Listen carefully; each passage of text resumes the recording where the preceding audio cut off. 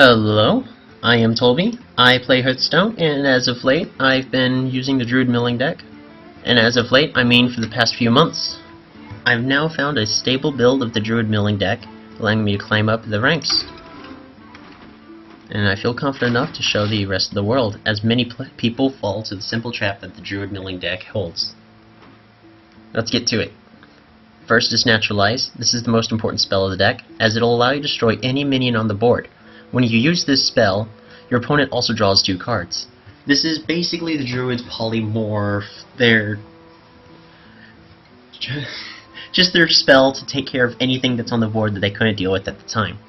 This is mostly for the end game, as being able to hold this in your hand for as long as possible will give you the edge with just winning the game in the very end. I'm going to skip ahead to the Cold Light Oracle. The Cold Light Oracle is a minion that is also key to the deck, where when you play this minion, both players draw 2 cards. In combination with the Youthful Brewmaster and the Ancient Brewmaster, the Cold Light Oracle can allow both players to draw many cards. One thing to keep in count is whenever you're playing this, your hand count is going up by 1 and your opponent's hand count is going up by 2. I'll describe more about how the combos work later. Since I mentioned them, I'll go over them now. Youthful Brewmaster and Ancient Brewmaster, when they're placed on the board, they return a minion on your side of the field back to your hand. This will allow the Cold Light Oracle, since you run 2, to draw not just 4 cards, not just 8 cards, but 12 cards total, just because of the combo. So, with using this deck correctly, you'll be drawing anywhere from 4 cards, while you're 4 cards to 12 cards, while your opponent will be drawing anywhere from 8 cards to 16 cards thanks to Naturalize. Also, with the current meta of everybody having plenty of cards to draw cards in their deck, to keep them stable while they're playing the game, helps you get the extra edge. Now I'm going to cover all of the spells in the game, all the spells that I'm currently running to help you stay in the game. Wrath is the early game spell that allows you to deal 3 damage to a minion or deal 1 damage to draw a card. Since you don't want to be drawing cards, this is mostly there for the 3 damage for 2 mana. This will take care of a lot of early threats, such as any golems, just anything with 3 health. I mean, we'll go to 2. We have the Anami Berserker. We have for 3 costs. We have Harvest Golem, which is a really hard card to deal with. Assuming you go first, if the opponent plays a Harvest Golem on turn 3, you could Wrath and then transform in order to kill the Harvest Golem. Wrath is one of those cards that you should be looking for in your opening hand in nearly every single matchup.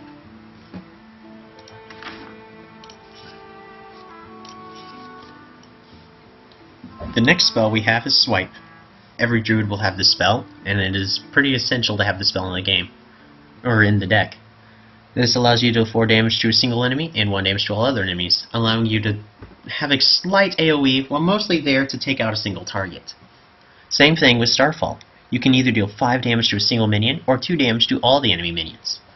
Against a deck with strong, powerful minions, dealing 5 damage is really powerful, or against a Zoo deck where they have a lot of weak minions, you can deal 2 damage to all of the enemy minions.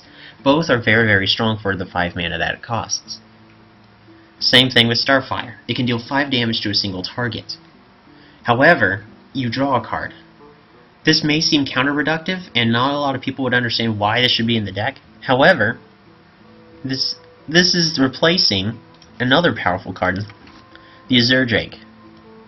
Both of them allowing you to draw a card. One allows you to choose the target, and the other one allows your opponent to choose what they get to do with it. And that is why I chose Starfire over all else. Now we're going to go over all the creatures. First is Power of the Wild. Since we're going from spells to creatures, this is definitely the first card I'll be talking about. When you use this, you can give all your minions +1/+1 or summon a 3/2 Panther. This is really good for the early game, as you can summon a 3/2 Panther with 2 mana, same thing with all the other stuff. Or, in the late game, you can buff your minions with +1/+1, allowing them to deal with threats they couldn't normally deal with. Next is 6 Swamp Ooze. This is mostly for the try-hard metagame, as a lot of opponents that have the classes where they can run weapons will run weapons. And its battle cry to destroy the opponent's weapon is very powerful, allowing you to gain control over what they get to attack. If they chose not to attack the weapon, their weapon now becomes utterly useless, and now you have a 3/2 ooze. If your opponent does not run any weapons, as they are a mage, immediately playing the Swamp Ooze when you get it is usually the correct call. Next we have Ancient Watcher. This is my most fun card in the deck. Well, not really, but it's very, very powerful. It costs 2 mana and has 4/5. Same strength as the Chill Wind Yeti. Ancient Brewmaster cannot attack as its downfall. However, when combining it with Sun Fury Protector or Keeper of the Grove, he can do multiple things. Keeper of the Grove will allow him to attack, while Sun Fury Protector will give him taunt. We'll, of course, cover Sun Fury Protector as the next card. This is a 3/2 minion that gives the adjacent minions taunt. At worst, the combo you should be looking for is always playing a Sun Fury Protector with an Ancient Watcher. Since you have 2 Sun Fury Protectors and 2 Ancient Watchers, playing 1 and 1 will work great. Or if you have 2 Ancient Watchers and 1 Sun Fury Protector, you can have Sun Fury Protector give other minions taunts in the game. Next we have Earthen Ring Farseer. This minion restores 3 health. This is actually replacing the Healing Touch spell, where instead of restoring 8 health, you're restoring 5 less. However, you're getting 6 stats in response to that. You're getting a minion that your opponent now has to deal with. And that is what makes that good.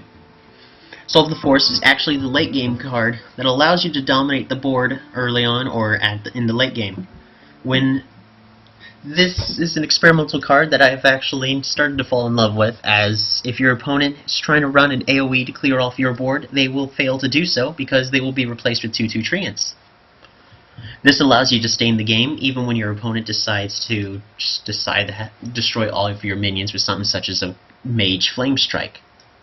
Now, this basically makes that Flame Strike, instead of going 5 for 1, go 1 for 1, and that's what makes Soul of the Force a very powerful spell in this deck. Now we have Keeper of the Grove. This is a very powerful card, as it allows you to deal 2 damage to a single target or to silence a minion.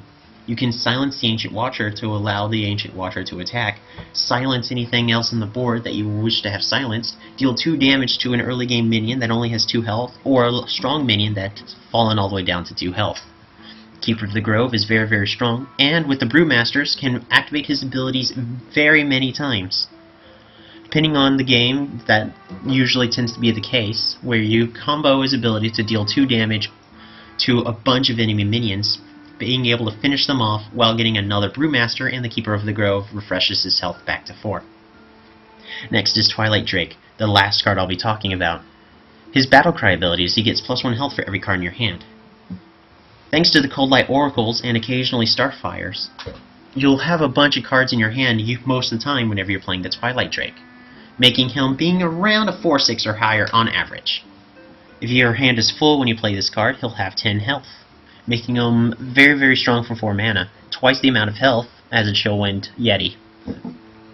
The worst that could happen is you play the Twilight Drake with no cards in your hand afterwards, making him only the 4/1. Twilight Drake is very susceptible to silence, as an enemy being able to silence him will reduce him back to the 4/1 status. The biggest example would be the Shaman's ability to Earthen Strike to silence him and to deal 1 point of damage. The deck is all about running combos within itself. The Brewmasters are the main schemers behind this. Instead of assuming that the Brewmasters are there to return a minion from your side of the field to your hand, it's more of when you play them, you're gaining whatever ability that other minion had. Using a Brewmaster on the Cold Light Oracle will basically mean that for 4 mana, or for 7 mana, you made both players draw 2 cards, and now you have a 5/4 minion in its place. If you play many cards, you can force your opponent to start to lose cards. A better explanation is, players can only have 10 cards in their hand at a time. Forcing your opponent to draw a card when they already have 10 cards in their hand forces them to lose the card. Let's say when you play the Cold Light Oracle, your opponent already had 9 cards in their hand. They will draw 1 card, and then the second card that they were supposed to draw will actually be destroyed, meaning the Cold Light Oracle has already paid for itself, destroying 1 card. Your opponent, maybe already not having anything on the board, will have to play another card or spell to deal with the Coldlight Oracle, meaning that the Coldlight Oracle has more than paid for itself, as its value has gone up to 2 cards. However, since the opponent had 9 cards in their hand when you played this creature, your opponent is actually losing 2 cards, as when you end your turn, your opponent is forced to draw a card at the beginning of their turn. Thus, the Coldlight Oracle has already destroyed 2 cards with its ability, rather than drawing your opponent 2 cards. If you find your opponent ever has 8 cards in their hand and you need to draw more cards, that is usually a good time to be playing the Coldlight Oracle, as you'll be destroying at least 1 card with your opponent's cards. Since you need to keep the Coldlight Oracle alive, making sure you have enough mana to use the Youthful Brewmaster and the Ancient Brewmaster is really important. However, since you have 2 Coldlight Oracles, you're free to have 1 killed. The second one dying before the end game probably means that you're in a really tough spot and you're not going to be winning. However, that's not the case, as Naturalize will still allow you to destroy any minions. Making sure to destroy all of the opponent's stuff with your creatures and spells that you have in the deck, and saving the Naturalizes for last is very essential, as your opponents could be drawing 2 cards. One very strong combo is playing the Coldlight Oracle and the Naturalize. If your opponent decides to play a very powerful minion early on, for 4 mana, you can force your opponent to draw 4 cards. If your opponent played a very powerful minion, such as a minion that costs 9 mana, but already had 9 cards in their hand at the time, you'll be able to destroy that one minion that they played and wasted a turn on, as well as many other cards afterwards. For the most part, all the deck combos very well with itself, and why not go back into rank to see how it plays. Let the hunt begin. I must protect the wild.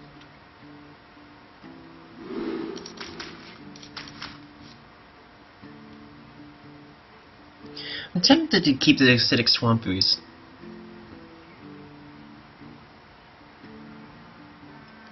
No, I should not keep that.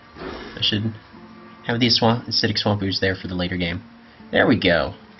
So, unfortunately I won't be able to do what I want with the Hunter. The light protects me. Another zoo, but with the Hunter instead.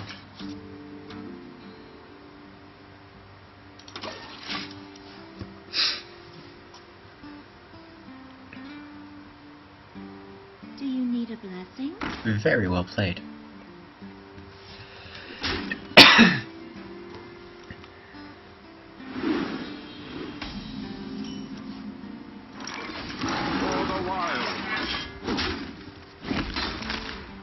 I will probably have to Earthen Ring Farseer next turn.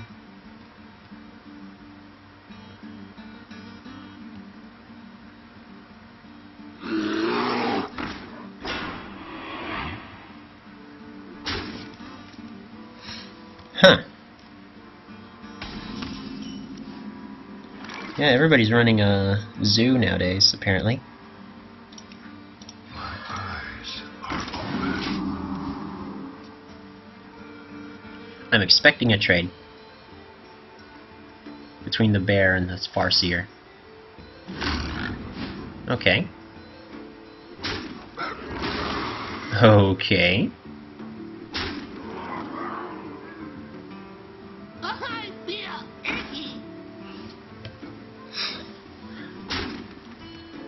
Alrighty, I am gonna go ahead and swipe that. He's running out of cards in his hand.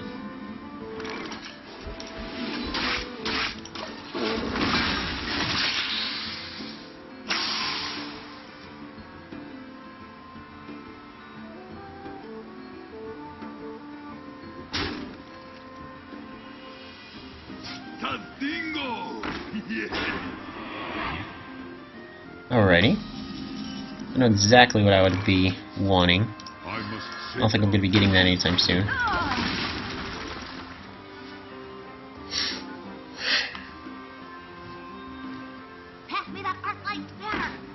Remember, every single time your opponent draws a card, make sure to thank your opponent. It is crucial.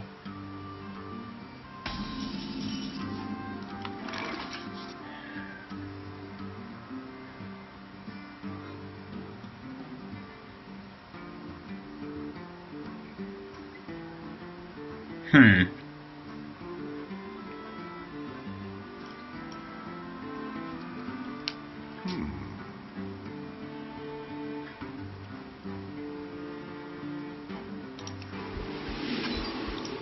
Feel nature's Against this kind of hunter, I need to keep my board full.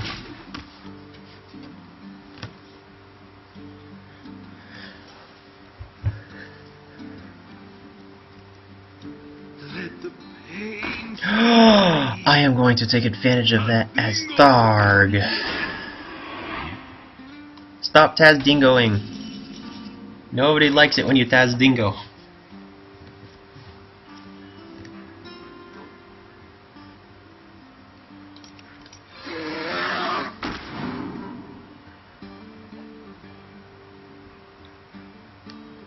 Hmm.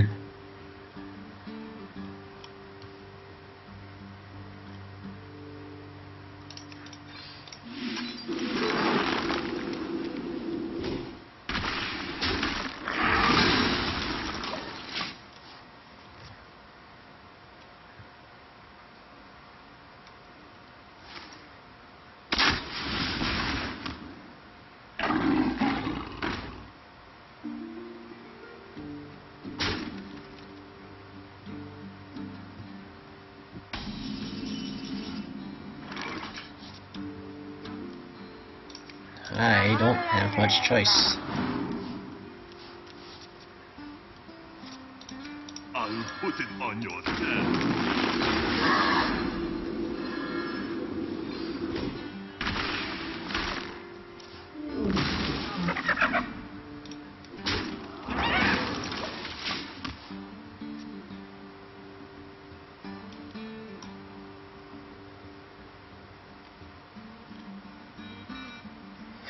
My mouse is constantly over here.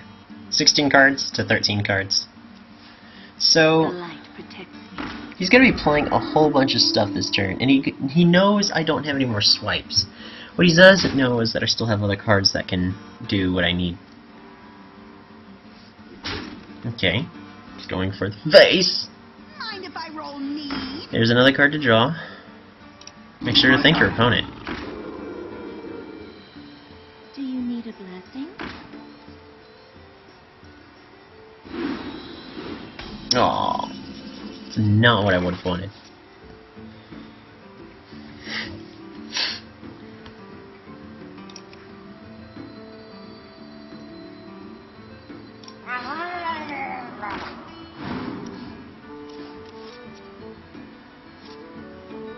Huh.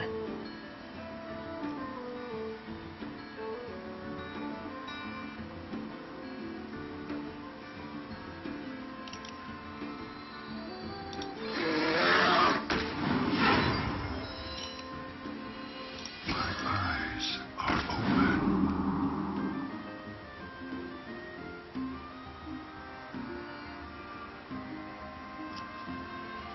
I don't want him drawing that card yet.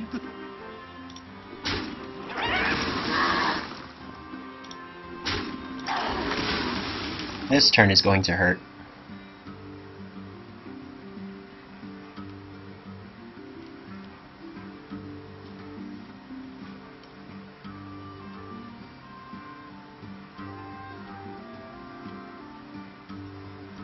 For AoE, Hunter doesn't really have much. So you get to swarm the board. Join or die! Oh, please tell me you're going to do what I think you're going to do.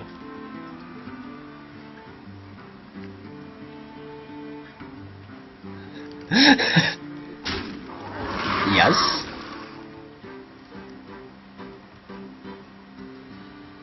Alright, so he decided to attack. Oh my gosh! My thanks to you.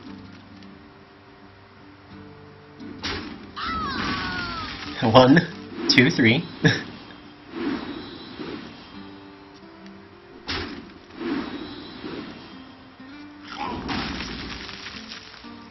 Yes. Portal open.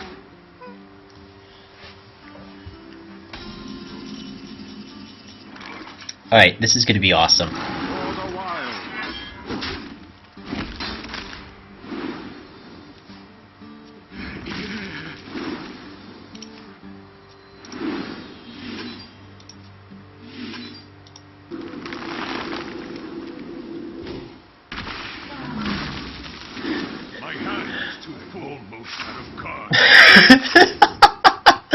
Oh, this is rich!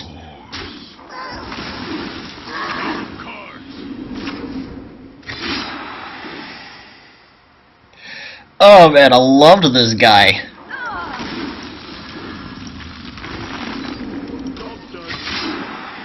Where best part yet is if he wants to kill one, he has to draw another card. Oh, that was rich. There we go. Make sure not to ever do that, especially when you're playing against a Druid milling deck. You probably didn't realize until just about now that Put this apple on your head. this is a Druid milling deck. So he has to do 10 damage to kill me. Mind if I roll need? Oh my gosh! My thanks to you. With 6 mana, can he do 9 more damage? 8 more damage. 3 mana. That is game. Draw a card. Thank you, good sir!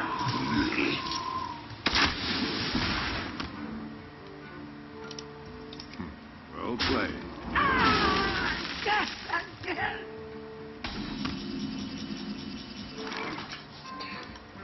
Alrighty, go Light Oracle. Draw cards.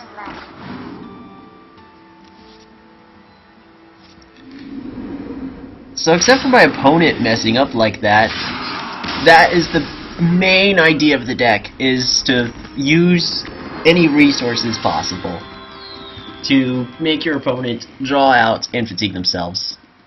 It just helped that that hunter just so happened to also, that hunter also decided, I'm gonna draw a whole bunch of cards. It is a good idea. And there we go. In a sense, that is the Druid milling deck.